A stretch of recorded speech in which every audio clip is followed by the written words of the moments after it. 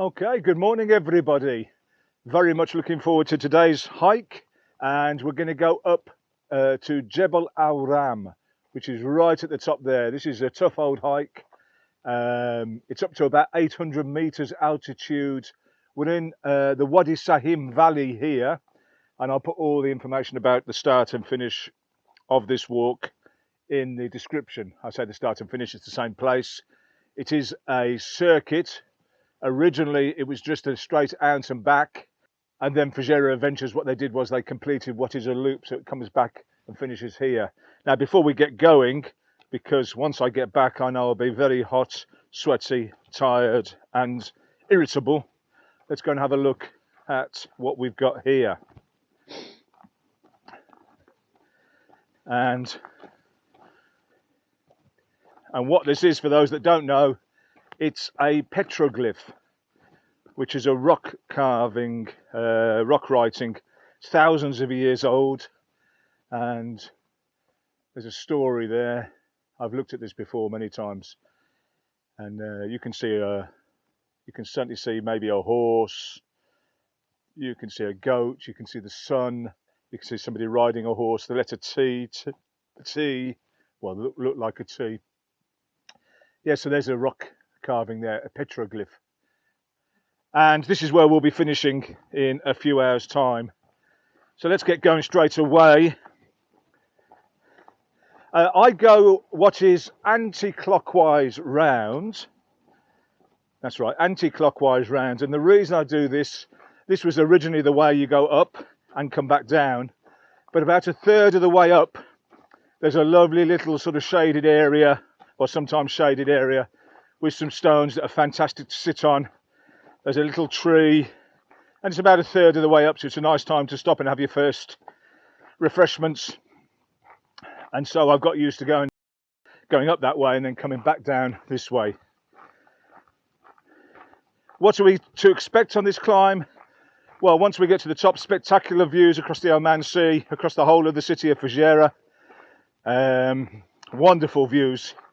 I've seen numerous times birds of prey up here, great big I've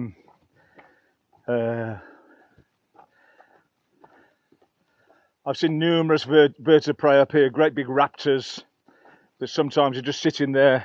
Unfortunately, there's a goat, what's left of a goat.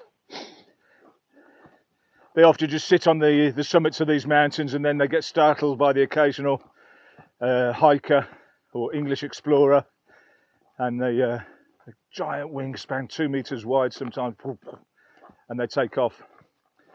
What else will we see? Well, on the way down, I have named him Big Ben, and you'll see why on the way down. I must put a little note to myself saying, don't forget to talk about Big Ben. All right, so I'll keep this camera running for the first couple of minutes because I will show you the actual start of the climb. Now, there is a nice warm-up to this. Sometimes trekking here in the UAE, it's straight into it, bang, straight up a mountain. But this one's actually not too bad. You get a nice 15 minutes of warm-up. There aren't any facilities. There's plenty of car parking, and it's free, of course. But there's no toilets, no refreshments, no coffee shop.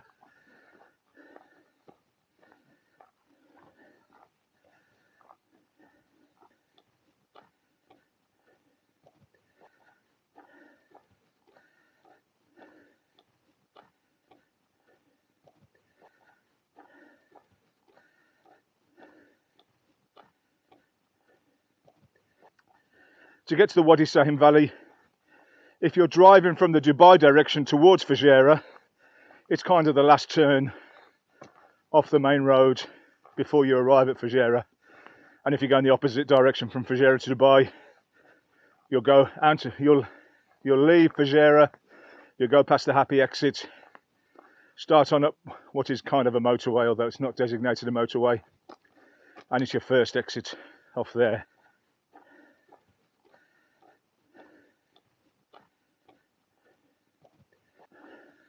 Over the camel grid, under the main road, and up the valley.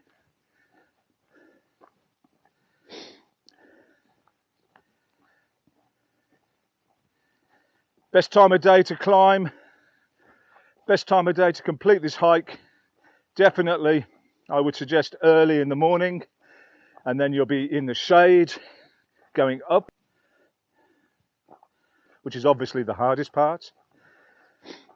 The sun rises over there, the sunrise over in the east, of course. If you were to climb this in the afternoon, which I have done many times going up, you are going to be in the sun all the way as the sunset is over there in the west. Okay, so there's two here. This is the start here. There's actually two trails from here. We're going to take the leftmost one. We're going to take the leftmost trail. I'll talk about in another film where that one goes to. That actually goes to Al Hail. And that's a wonderful trail once again. And that's fantastic content for another film. All right, so I'll turn the camera off now for about 20 minutes. And then you'll see me having a nice drink. Okay, I'm about 7 or 8 minutes into the walk now. I'm still on that nice, easy warm-up that I mentioned. Been past a couple of farms there, goats, camels and stuff like that. Yeah, I've turned the camera back on to tell you about these trees. Now, you might just think, oh, it's, you know, the lottery of life. If you're a tree growing in the UAE, that's a tough old... you've not won, have you? You've not won the lottery. But you see, the problem with this tree is nothing to do with where it is. It looks emaciated. It's not got no bark on it. To be honest, I would suggest that that's dead. And the reason being, the camels come and eat the bark off it. And every one of these trees around here has been stripped bare by the camels. So whilst I don't know my thoughts on it really, but obviously the camels love it and camels deserve to eat. But also it's a shame that those trees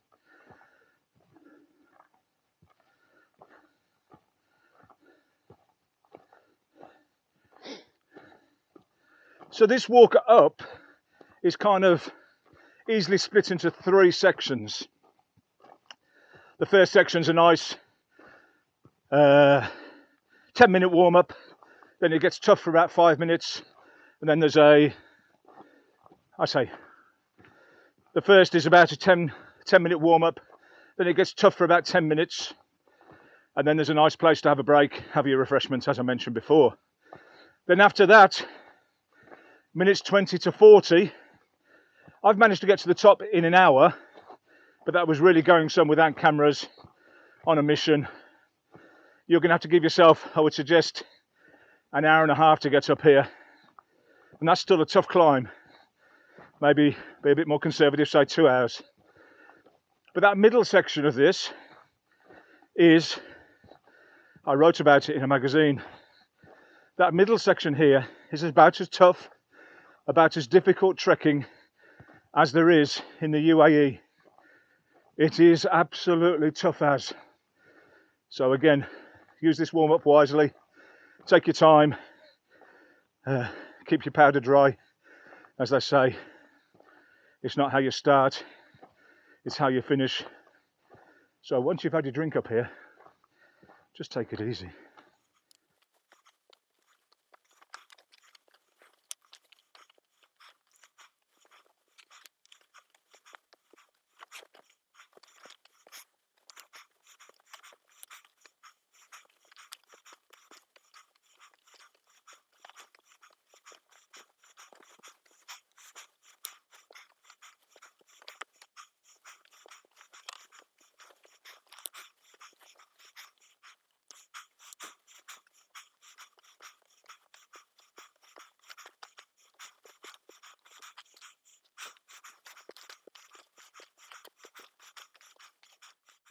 Okay then, let's carry on up then. Here we go, 20 minutes hard work.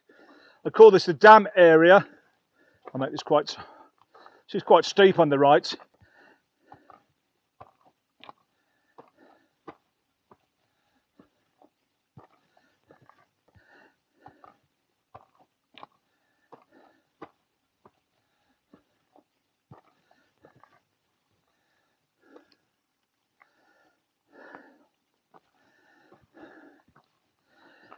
Okay, I'll tell you why this is called the dam.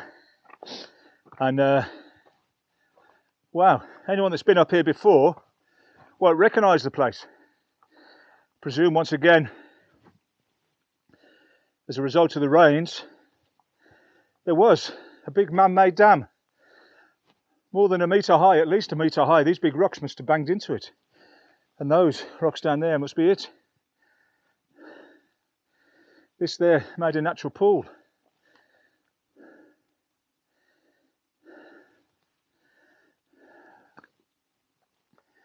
Look at that.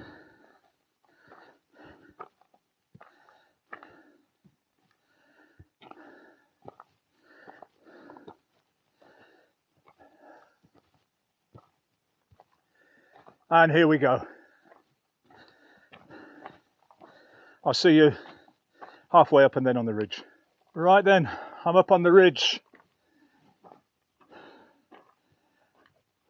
I want to absolutely tell you, not for the last time, because I'll tell you certainly again at the bottom, but this is a tough climb. When you're up on the ridge, it becomes much easier. It goes from extremely difficult to difficult.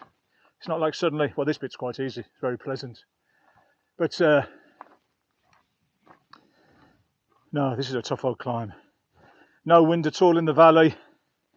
However, you are rewarded for the hard work. And just the views from here, I mean, we're at 590 meters altitude. We start in the Sahim Valley, which is a little bit higher, but certainly 260 meters.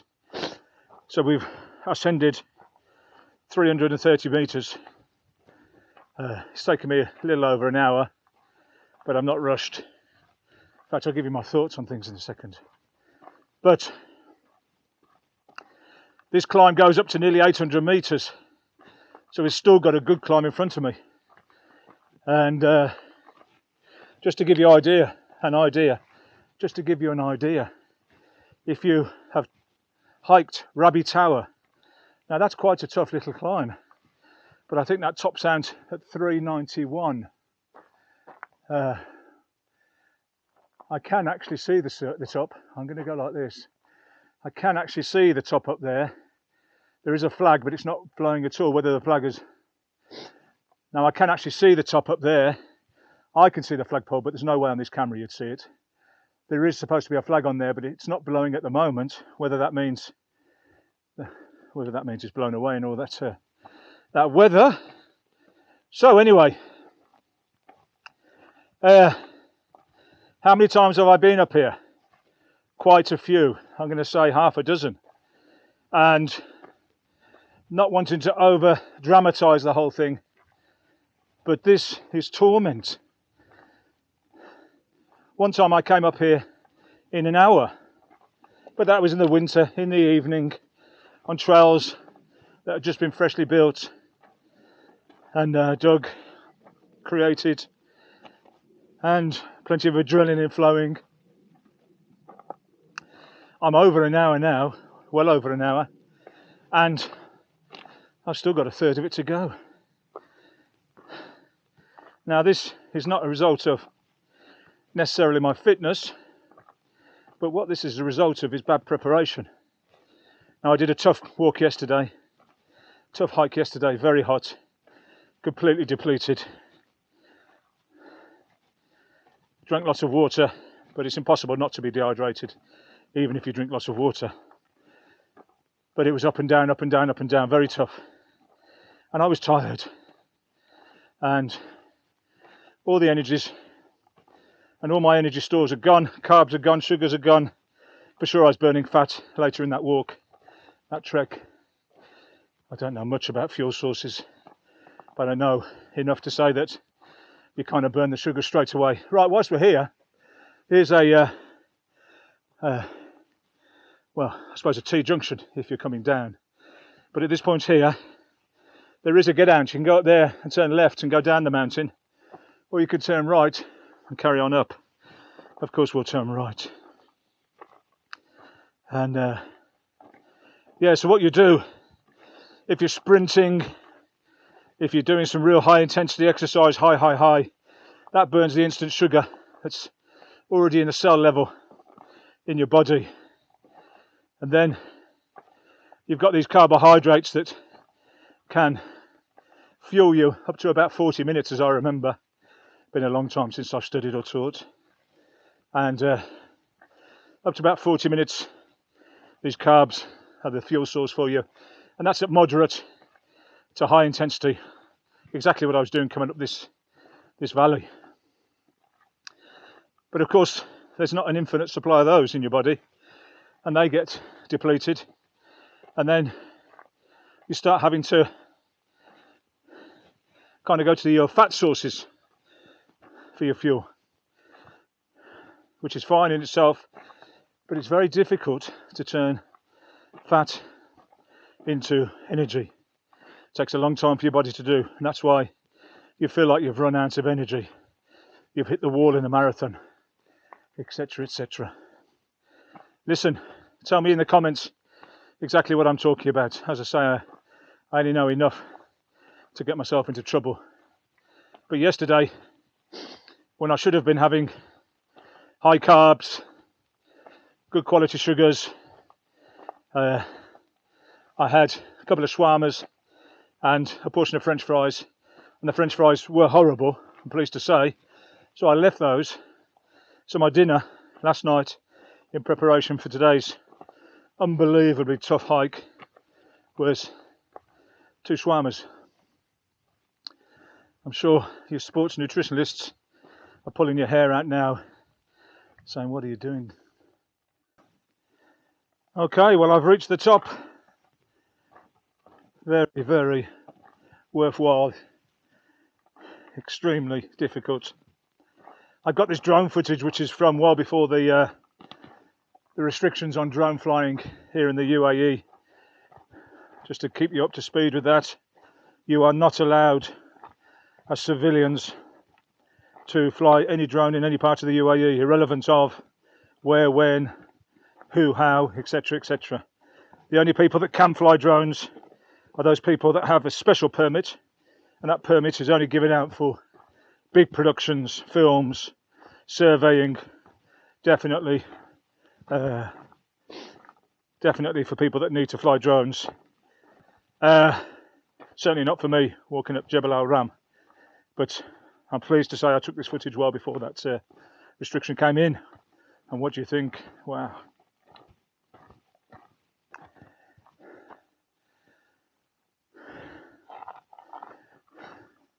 As we descend, I mean, the views are absolutely spectacular. As you can see, is this the best view of Fujairah city? Probably. You can see it all. You can just make out the airport, the giant quarry, look. Oh yeah.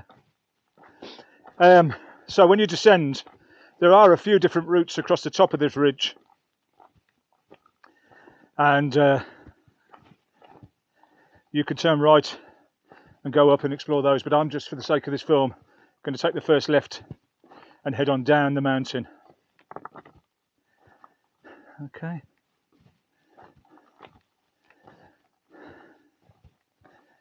I'll see you in a bit. I suppose the next stop will be what we call Big Ben. I'll see you at Big Ben. Okay, we're well on our way down now, and we're at what I've named Big Ben. Here it is. What is special about Big Ben? Well, let me show you, see if I can stand this up.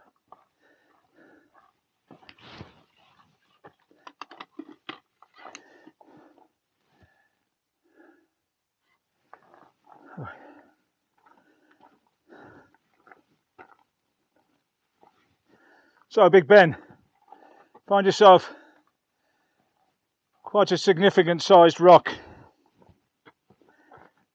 rounded. There's a nice one.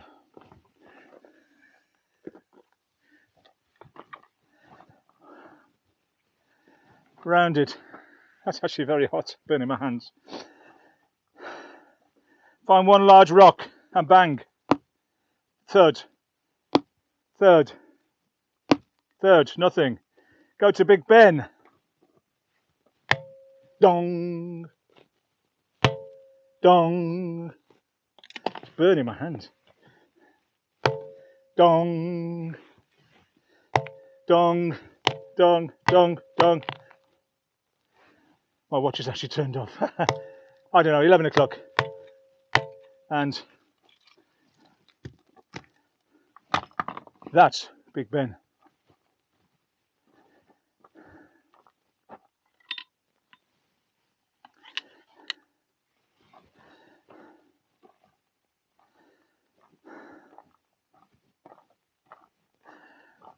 Right then, it's very hot now. My watch has turned off. I don't know if that's a result of the heat or battery. It is a solar edition, so really being honest, that's never happened before, so I would imagine it's the battery. Normally it lasts for a long time. This Insta360 has been known to switch off in heat. So yeah, I'll give you all the data. I've got this mapped anyway, so I know exactly how long and how high, etc, etc. So I'll put all that in the description of the film. Now just got to get down, get a bit more water off, drink that in the first bit of shade. That looks like a nice shady tree. Can I stand this up?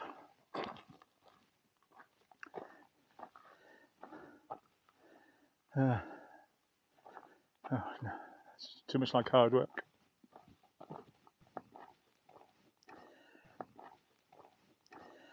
Hi ho, hi ho, it's off to work we go, with a shovel and a pick and a walking stick. Hi ho, hi ho, hi ho, hi ho. I never get bored of things to talk about when I'm out here on the mountains or doing some adventurous activity or exploring on my own. I'm one of the most interesting people I know. I mean, I don't know many people, that's the truth, that's the measure that I'm up against. But I never ever get bored of things to talk about or think about. And if I ever do you know what I do? I just think about how frustrated I am about Elvis Presley's career. What Colonel Parker did, irrelevant of how they tried to make him in any film or whatever he says, that man wasn't good for Elvis. And I'm certain we were robbed of a superstar. Okay, continue on down. Do you remember on the way up I said about that T-junction where we took the right? Well, that trail down there, that leads to the T-junction. So we're not going to go that way when we get down to this big sort of cleared area, which is for camping and for who knows what for. I've never seen anyone camping there, but I've been told it's for camping. But you see they've got the big number 50 there. That's for the year of the 50th. UAE celebrated its 50th anniversary as a new country. December, it'll be going into its 51st year. And what a story it's had. What a story. I've been very fortunate with one or two things. It's well documented, I won't say what. But what they've done with the money and the results of that fortunate locational luck is extraordinary. I love the place. I do a bit of a tourist information plug for the country. And seriously, I promise you on this, no point in me lying about this, but when I first got a job out here in 2017, it was only because a few other people had got jobs. And I thought, right, well, they've done the research, it must be good. If I'm really being honest, I didn't want to come out to Dubai. What I'd heard, some of my friends who were a little bit of snobs, they were saying, oh no, Dubai, it's all false, it's all fake, and it's all being built. Well, I used to defend it by saying, well, everything's been built. It's just that London was built, I don't know, 1,000, 2,000 years before Dubai. Everything's got to start somewhere. Yes, it is hot, and yes, it was a desert. And if we're being honest, it is probably a bit extreme to live. But mankind has proven to be very adaptive, and air conditioning and new techniques, keeping cool in the heat, they've all developed significantly. It's much, much more efficient than it used to be. But anyway, back to that tourist information. I didn't want to go to Dubai or Abu Dhabi, and I'd never heard of Fujairah, I will be honest, apart from a long time ago when I read that they were going to drag an iceberg all the way here for fresh water, which at the time I thought was an absurd idea, but but they've got plenty of water now after what we saw in the last few days. So yeah, when I landed into Abu Dhabi, had a 10-day experience to acclimatise to the country.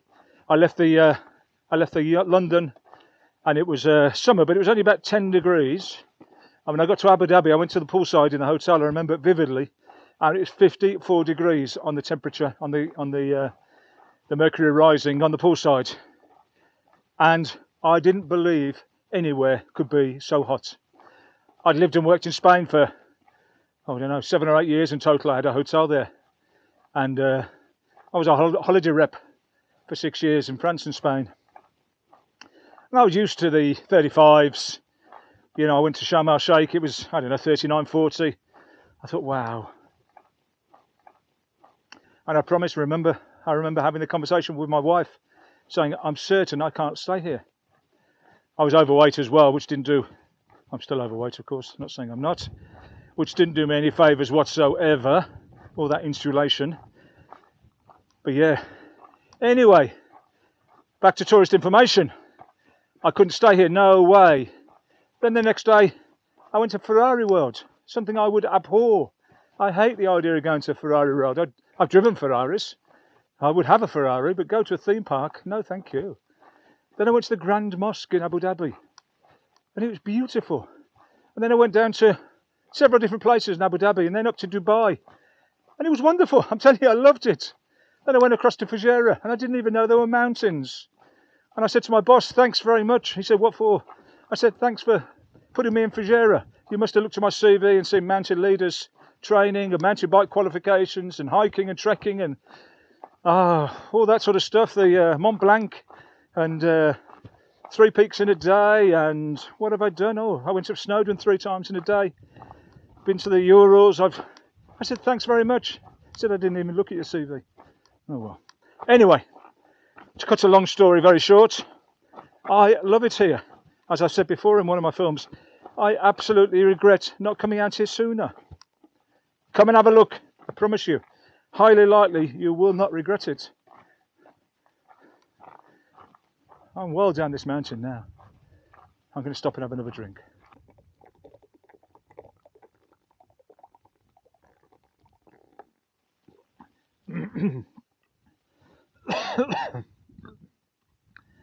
I see no good reason to have any water left in my bag once I get back down. What a beautiful day.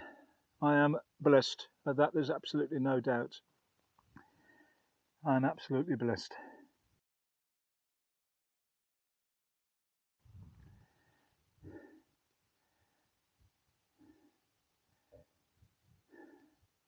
Somebody's building something that's new up there. That's extremely high. That's the sort of height that we've just been, 800, 900 meters, I would suggest. And that looks like a road. So it's some very wealthy family, a sheikh. Is somebody building a villa there on top? I wonder if it's going to be a hotel or some sort of. That may well be. Let me have a think. That may well be Ras Al Khaimah. Sharjah is Iraq. Sharjah is just sort of that direction. So I might be doing them down. That might be Iraq. We're in Fujairah still here. Wadi Saham, definitely Fujairah. When you kind of go up the main road towards Dubai, towards Malaya, over the hello, you'll be well and truly into Sharjah. And there are 7 United Arab Emirates that form the country. Abu Dhabi, the capital, Dubai, sort of the business, the thriving capitalist society here. Sharjah, 3rd biggest. Let's carry on up north. Ajman, Quain, Ras Al Khaimah, and then Fujairah. Those are the 7 United Arab Emirates. Some people say that Al Ain is its own sort of region, but it's not an emirate. And there's like the Dhafra region down on the Saudi border. I've been down there. We'll definitely go exploring down there one day. Take the Segway, which that is another world completely. Yeah, Fujairah, here we are. Let's turn this. Okay, we're well down the mountain now. The truck is there. Maybe if you can pick it up on the film. Yeah, it's been a tough old walk. Loved it. Just in that previous place where I stopped to have a drink of water, I ended up sitting there for about 15 minutes. It was wonderful. The breeze, there's still a lovely breeze on me here. It's just beautiful. I love it. Absolutely love it. When you're able to, when the weather's good enough for you, when your fitness is right, when everything's right and all the stars align, make sure you get out here. Come and start exploring for yourself.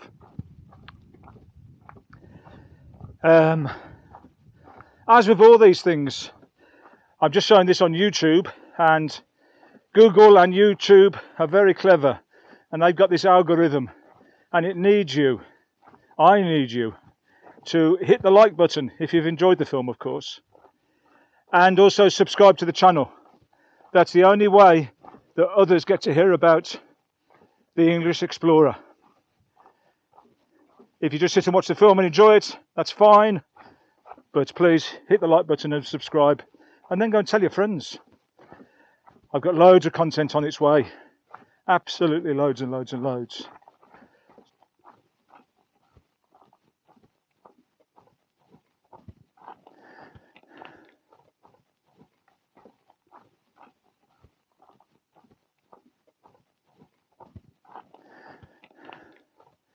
As ever, be prepared when you come on these hikes.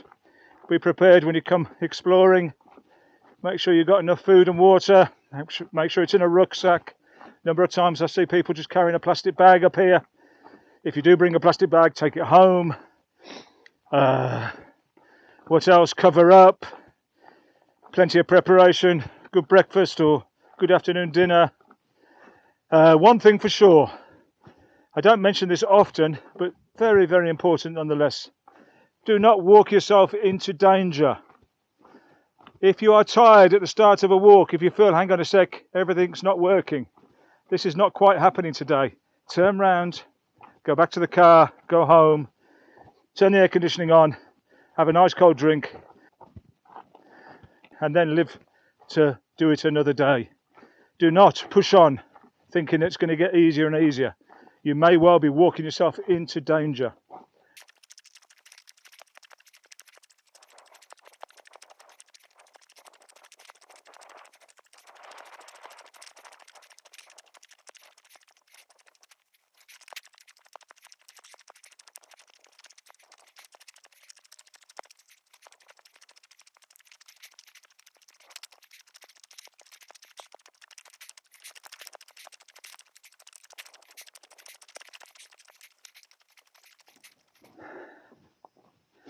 I know I'm only about 200 or 300 meters from the truck, but it's so hot here in the valley. Wow, so hot. I know, 300 meters. Oh well, just why not sprint home? Yeah, want it done now, that's enough.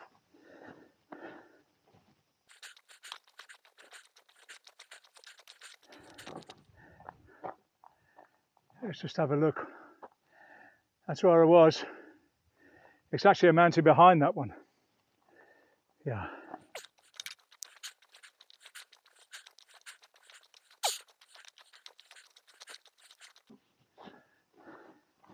There is no way this camera can portray how tired I am now. My knees hurt, my feet are hot, my hands are swollen. I'm thirsty again, even though I drank not too long ago. I'm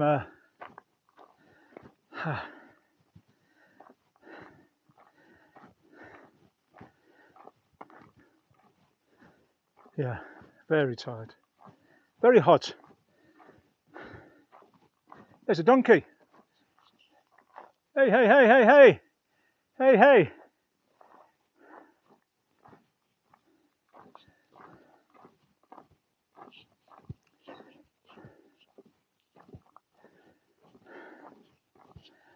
Like I say, I told you we'd see raptors and snakes and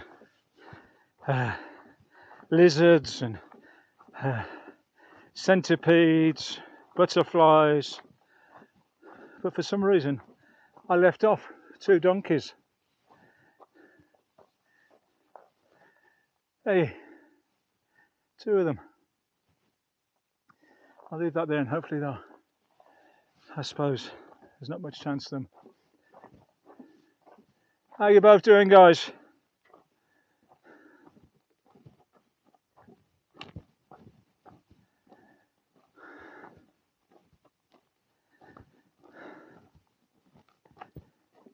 I know. That donkey is looking at me saying, what on earth are you doing? We've got no choice. We've got to be out here. We don't have anywhere to live. You, on the other hand,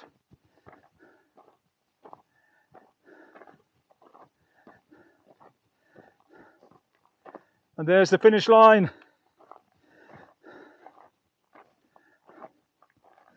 Where does the power come from to see the course to the end? The power comes from within. Hello, guys.